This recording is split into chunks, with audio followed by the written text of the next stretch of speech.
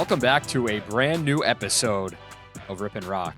We are in this beautiful state-of-the-art studio here at Fox 45 with some new additions, one that you might not be too fond of, but we'll talk about that at a later time. What we are going to talk about on this episode, Rip, it's like not when it rains, it pours, because something good happened and then something bad happened. So wrong terminology there for me. We're off to a great start for this episode.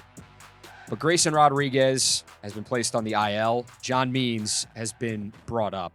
It's like we're just waiting for this rotation to be completely healthy, and right now we haven't seen this O's rotation completely healthy. We're going to get into the Yankees series. The O's took the first two. We'll see what happens with the next two. Some fireworks, a bit, if you want to call it that, between Dean Kramer and Juan Soto in Game 2. What kind of led to that and what it could lead to going forward. And then we're just going to touch on this series in general. What the vibe is, how the O's got off to a great start.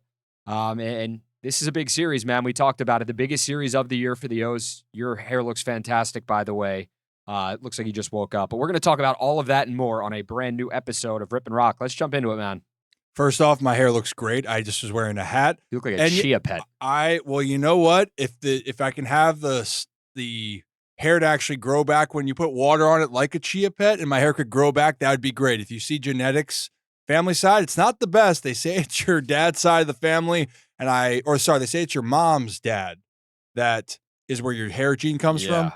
But I just pray, just because if it's not, we know where my hair lineage lies. But let's talk about Grayson Rodriguez here, Rock, because that is really where the storyline goes. You're right. John Means comes back, and everyone's going, yes, we were excited. The band's all getting back together. The rotation's rounding in the form, which I still think that they were doing great. By the way, Grayson had a great outing, but then all of a sudden, he's the one that is the corresponding roster move for John Means, going on the IL with the shoulder, with right shoulder inflammation. And Rock, though, because I want people to understand this, and I'll explain more about some opinions, but people are going, why is John Means getting brought back right now? It's because of the current status of his rehab situation, correct? Yeah, he's all out of rehab time, rehab starts, whatever you want to call it. So John Means coming back up. And that was the Orioles. They put out, their PR team puts out the release.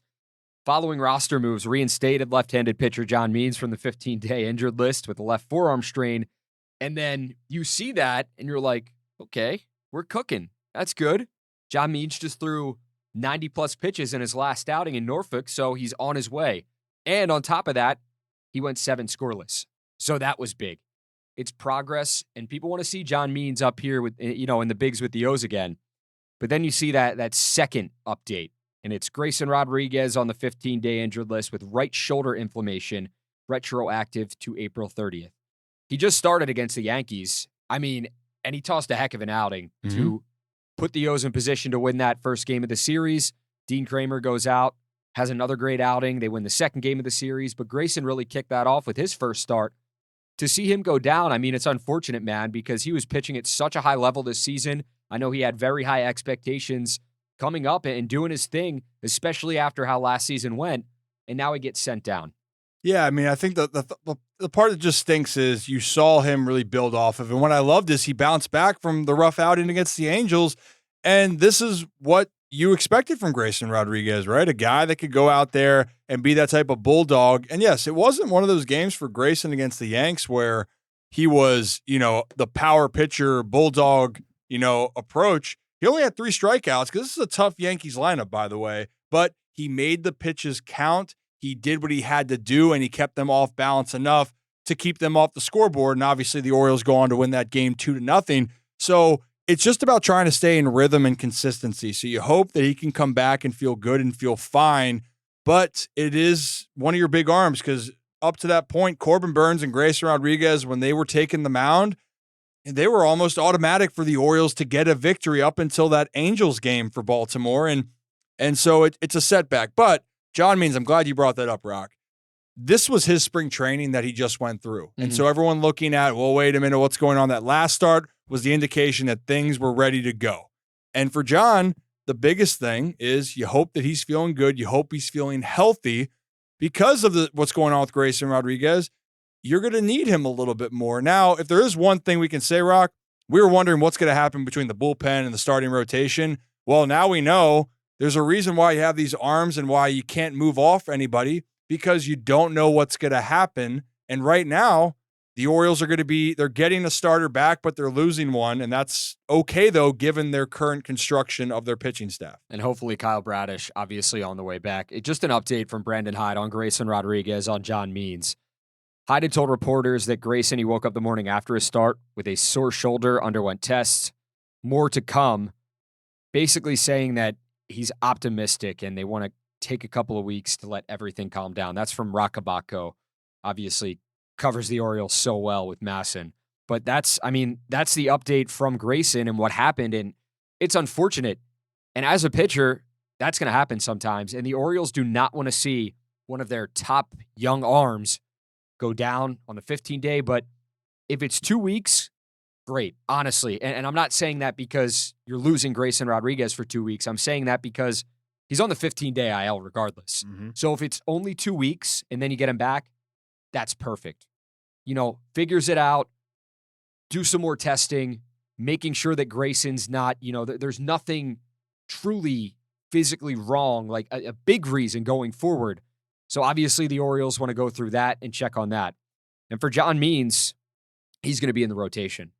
Not a bullpen guy. He is going to be in the rotation because we were wondering, okay, do you ease Means back in? Do you throw him in the rotation? Do you start him? They're going to start him. Mm-hmm.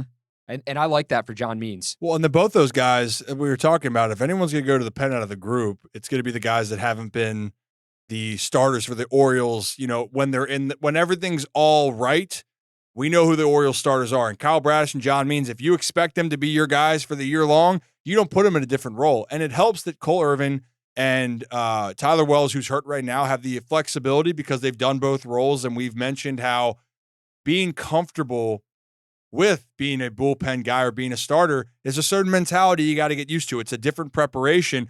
And then a guy like Albert Suarez, where you're going to have to see what happens there. But same thing, where I think he's older and more experienced, where he can get comfortable. But yeah, Means isn't here to be a bullpen guy. Means is here, and we saw when Means is healthy, he truly is one of the better, if not one of the best, left-handed arms that you can have on a pitching staff in rotation. First start when he returned last year, it was shaky. Might not have been the start that John Means would have hoped he had. Mm-hmm.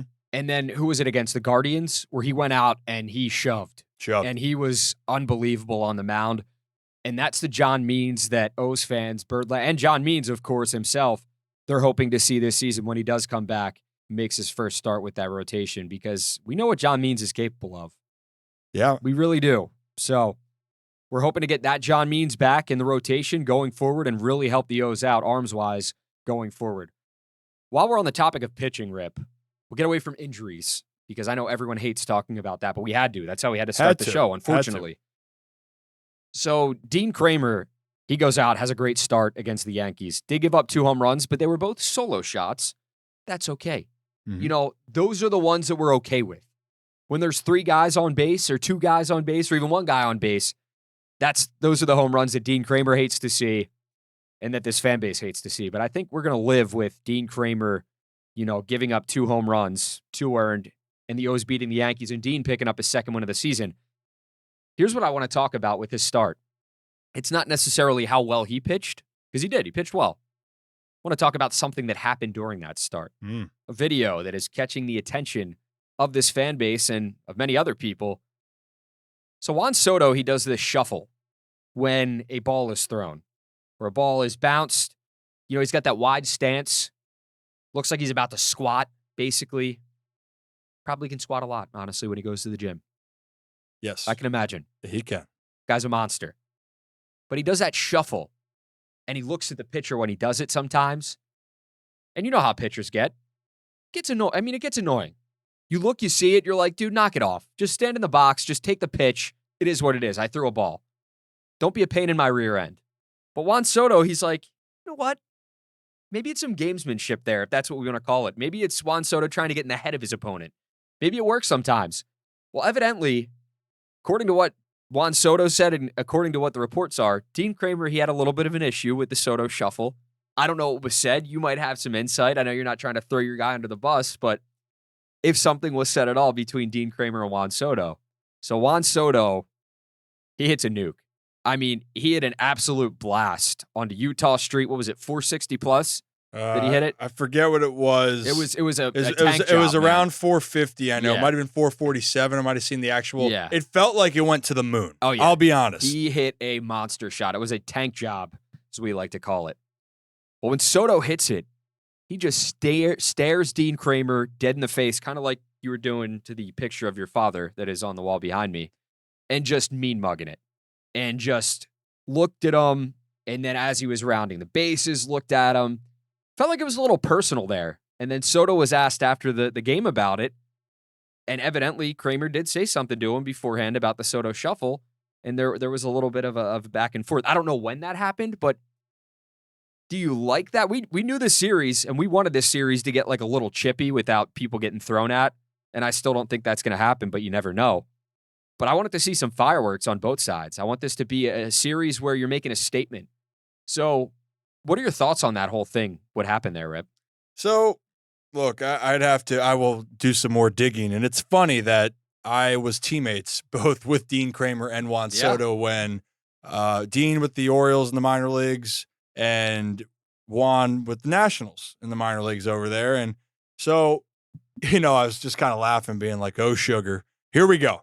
Because you could tell not only did Soto stare him down when he hit it, he stared him down when he was crossing or coming around the third base going home.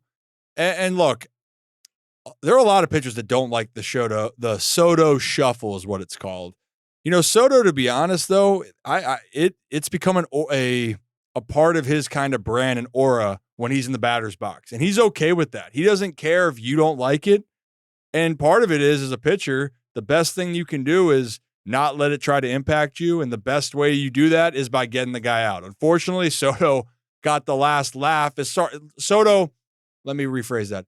Soto won that battle, but Dean Kramer and the Orioles won that war. And the Orioles are the ones that get the last laugh when it's all said and done. Soto might feel good personally, but you're right. It was a solo shot. Again, to the moon. Watching that live, it was holy shirts and pants. Not surprised because I've seen him do this before multiple times. I just hate that it's to Dean. So, but I think this is a part I will say. If you're an O's fan or Yankees fan, I love it. I love the fact that these guys are starting to get chippy because it's a rivalry series. That's okay. You don't have to like what the other guy's doing, but the best way to shut up your opponent is to go out there and win the game. And after all that, Dean goes 7 innings total, 2 runs. The Orioles bullpen comes in, shuts it down, and the Orioles take the first 2 in the series. Yep. And that is what's going to matter. Now, back in the old day, though, if you're going to talk about redemption or retaliation, Soto would probably have to be on the lookout for a ball going for his ribs. But in today's day and age, and you can't afford to have guys suspended, I don't see it being a smart move for the Orioles, especially talking about some of the bullpen issues that they're having. And the Orioles don't seem like one of those teams to do that. They're just, this day and age, this version of the Orioles doesn't seem like a team that has a lot of bad blood with many teams. They don't seem like there's, it doesn't seem like there's a lot of chippiness with their opponents, which could be a good thing. They just go out there and let their play do the talking. So we don't know what's going to happen. But like you said, man, with the bullpen, with the starting pitchers as well, you don't want to lose a guy for even one start or even one outing. Like, I don't know if you can afford to do that. I know it's early in the season, but I don't even think it's worth it. I just think, you know what? You got the last laugh, even though Soto thinks he got the last laugh there because he said, he didn't like the Soto shuffle, something along those lines. I saw the report. Bet he didn't like that home run either. It's like, he probably didn't. No, he didn't. We talked to Dean before on your show, and Dean was not a fan. I know this wasn't a first-inning home run, but Dean hates giving up home runs in general. Yeah. So you can imagine how Dean felt. He's probably pretty ticked off that he gave it up. But you know what? In the back of his head, he's like, all right, he got me. It's Juan Soto, whatever. It is what it is. I'll get him next time. Yeah. And you know what? The Orioles did get him next time. They did their thing. They took care of business. And, they won that game.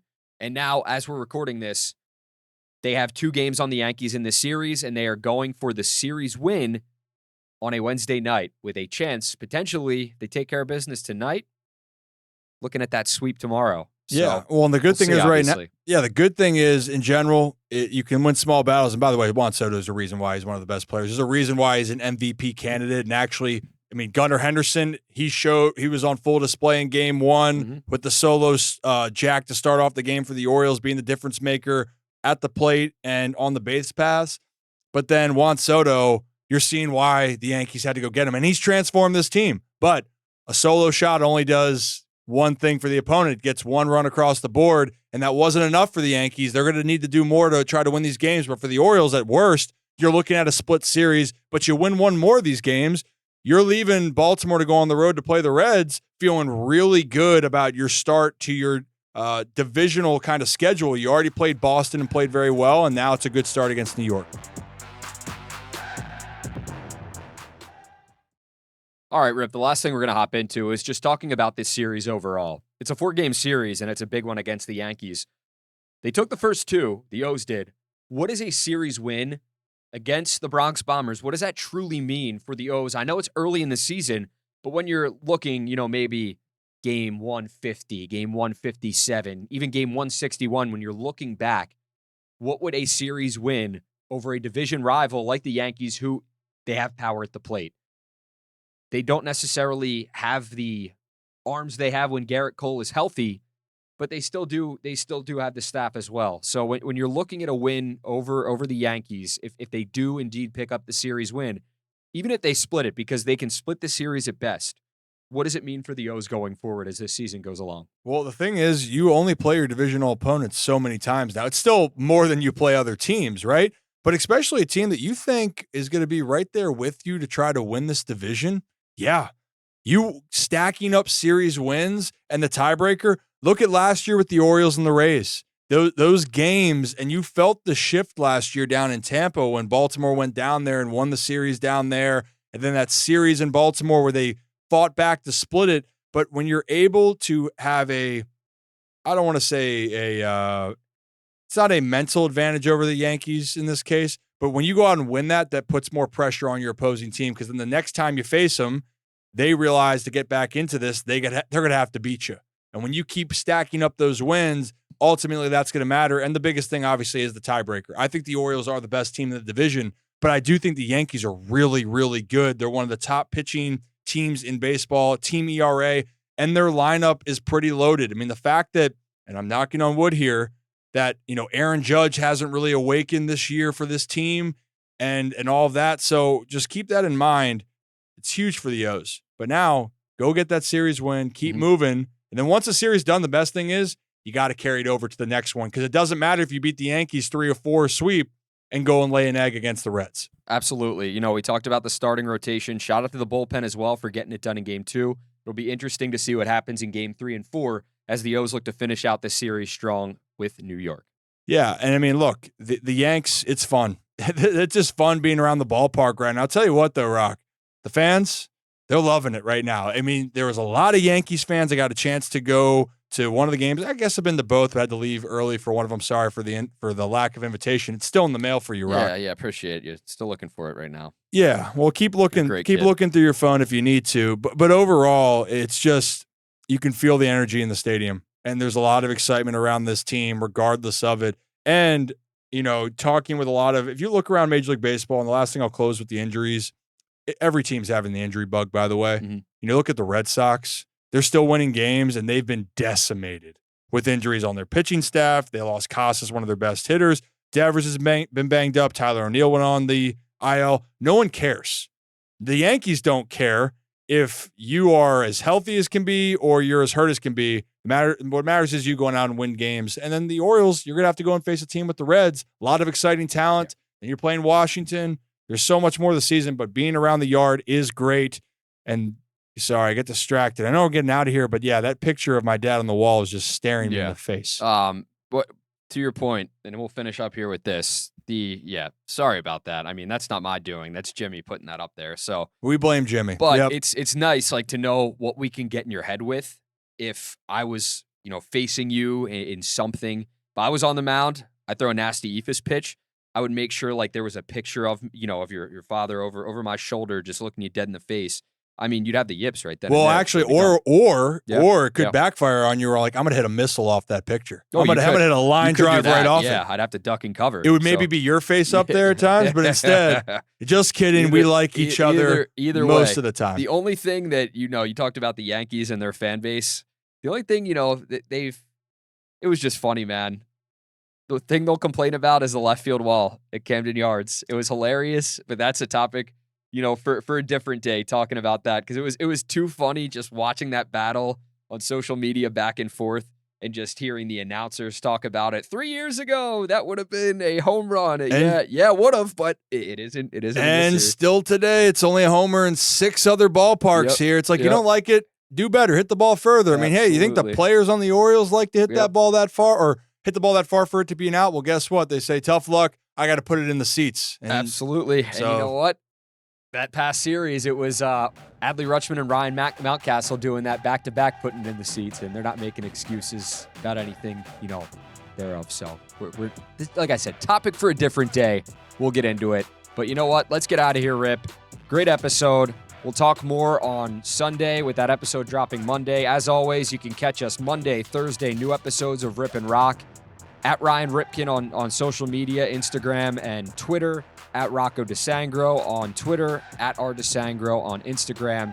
Follow us along for content. I will be posting a ton of it all the time, day in, day out. And as always, wherever you get your podcasts, Apple, Spotify, iHeartRadio, download, subscribe, leave us a nice review. For Ryan Ripken, we're going to get on out of here. I'm Rocco DeSangro. That's going to do it for a brand new episode of Rip and Rock. We'll see you next time.